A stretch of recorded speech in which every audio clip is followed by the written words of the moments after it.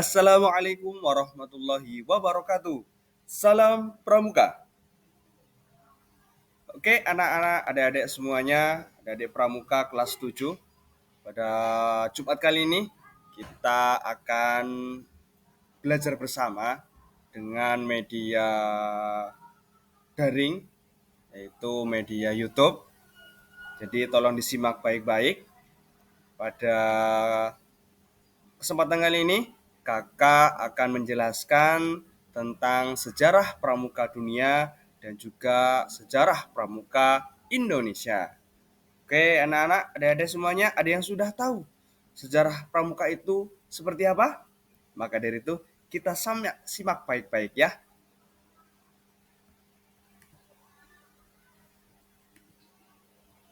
Oke, sejarah pramuka dunia. Ada yang sudah tahu Lord Baden-Powell. Kita sering kan mendengar kata Baden-Powell. Ya, beliau adalah Bapak Pandu Dunia. Beliau adalah yang mengenalkan gerakan kepanduan pertama kali di dunia ini. Nama lengkapnya Lord Robert Stephenson Smith Baden-Powell of Gilwell. Lahir di negara Inggris pada tanggal 22 Februari tahun 1857. Kalian belum lahir tentunya. Nah, sejarah pramuka ini berawal dari Inggris karena Baden-Powell berasal dari Inggris.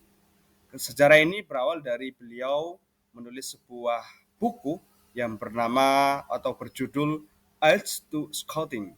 Buku tersebut berisi tentang pedoman untuk memandu yang dipakai di sekolah laki-laki di Inggris.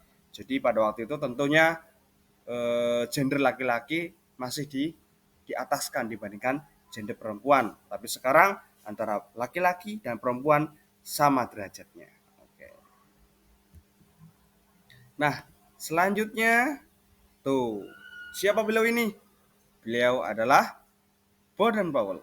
Pada tahun 1908, Baden-Powell juga menulis sebuah buku berjudul Scouting for Boys. Ini bukunya sangat luar biasa sampai diterjemahkan ke bahasa Indonesia dan menjadi panduan bagi kita dalam berpramuka.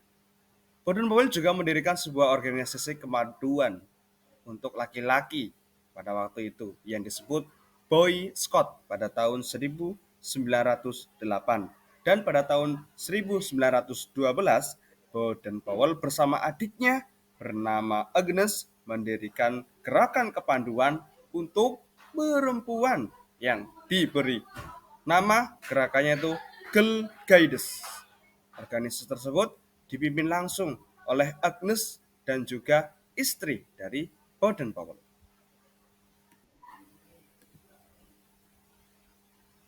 Nah, selanjutnya pada tahun 1919, W.F. Du Bois Mark Laren memberikan sebidang tanah kepada Baden-Powell yang difungsikan untuk mendidik pembina pramuka dengan nama Gilwell Park untuk diperkenalkan kepanduan ke seluruh dunia. Pada tahun 1920 diselenggarakanlah Jambore pertama kali. Ingat, Jambore pertama kali dilaksanakan pada tahun 1920 yang dilaksanakan di Olympia Hall, London, Inggris, yang mewakilinya ada 27 negara. Pada malam terakhir, tanggal 16 Agustus tahun 1920, Baden-Powell diangkat sebagai Bapak Pandu Dunia atau Chief Scout of the World.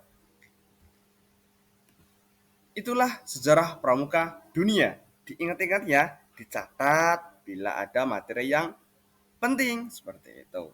Kemudian kita masuk ke materi sejarah pramuka di Indonesia. Awal mulanya sejarah kepanduan atau gerakan pramuka di Indonesia ditandai dengan kepanduan yang dibentuk oleh pemerintahan Belanda.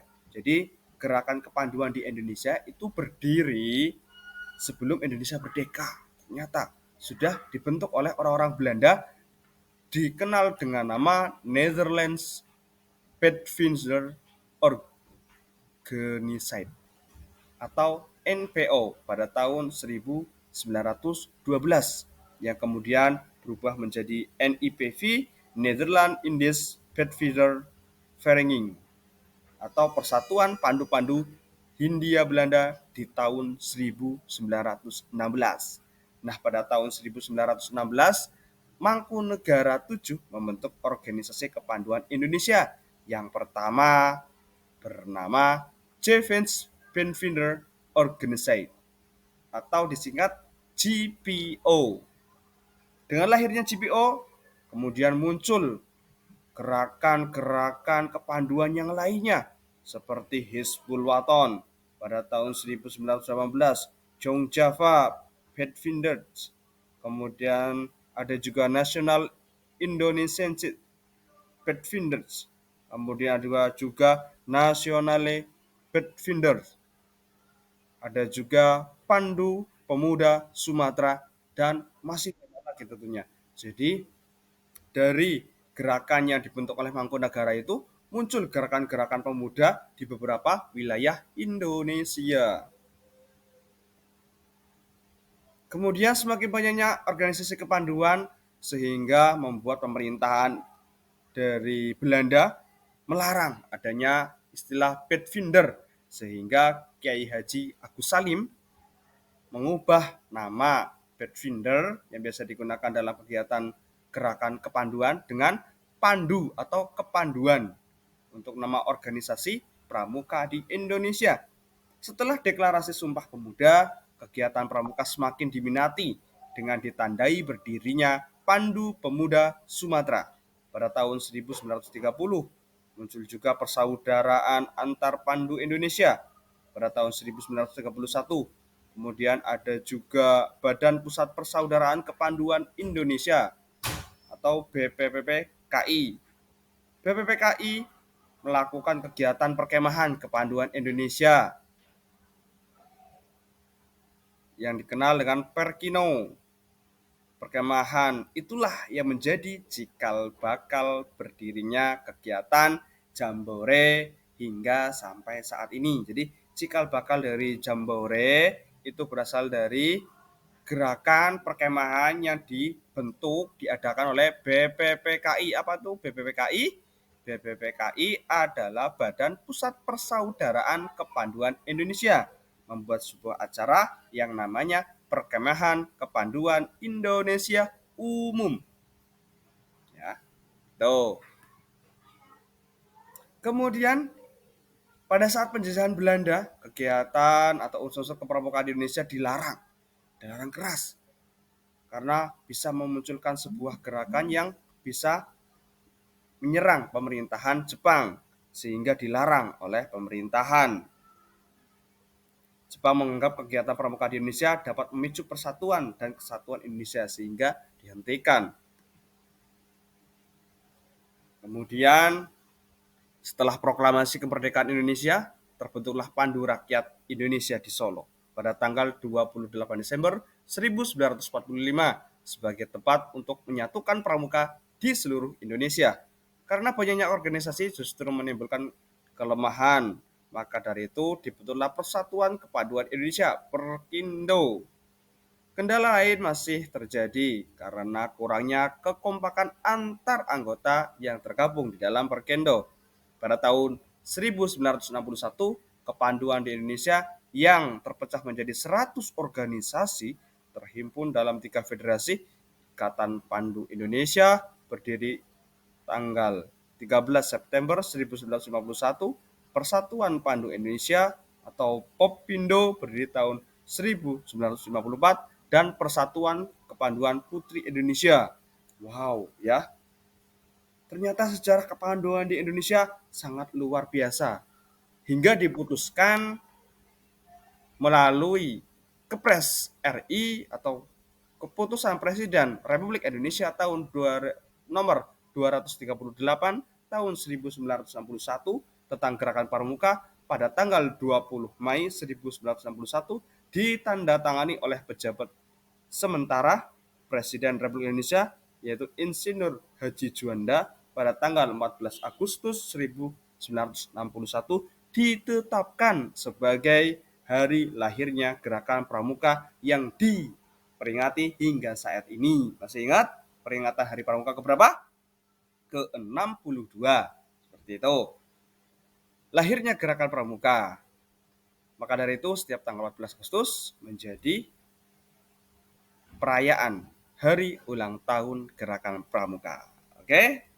Nah, yang selanjutnya atau slide terakhir, Pramuka di Indonesia punya jasa besar terhadap beliau. Siapa yang tahu? Pada gambar di situ ada siapa? Beliau itu adalah Sri Sultan Hamengkubuwono IX yang sampai saat ini menjabat sebagai Bapak Pramuka Indonesia karena beliau pernah menjadi Kuaran atau Ketua Koratir Nasional 4 periode berturut-turut dari tahun 1961 atau sejak berdirinya Gerakan Pramuka hingga pada tahun 1974. Luar biasa sekali.